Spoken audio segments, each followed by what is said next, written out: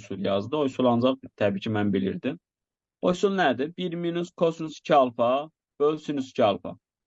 Bu sizə lazım olan düsturdur. Bunu yaxşı bilin. Bu yuxarı 2 dənə sinüs kvadratı alfadır. Aşağıda 2 sinüs alfa kosinus alfadır.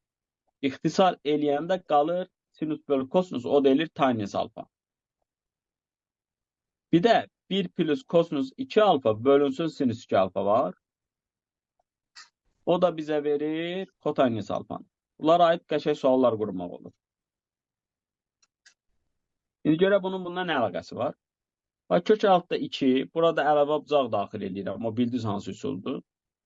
Qalır 1 böl kök 2 sinus alfa plus 1 böl kök 2 kosinus alfa.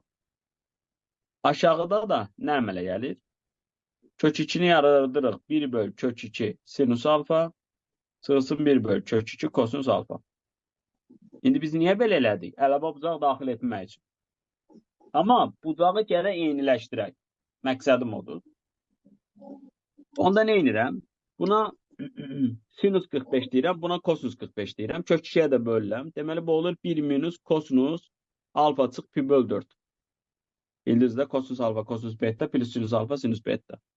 Buna da kosinus 45 deyirəm, buna sinus 45 deyirəm. Bu dəfə də olur bu belə. Hə, indi bu yuxarıdakı düstura oxşadı. Oxşadı. Bucağı nə edirdi? Tangesdə 2-yə bölürdü. Deməli, tangesdə bucağı 2-yə böləcəm.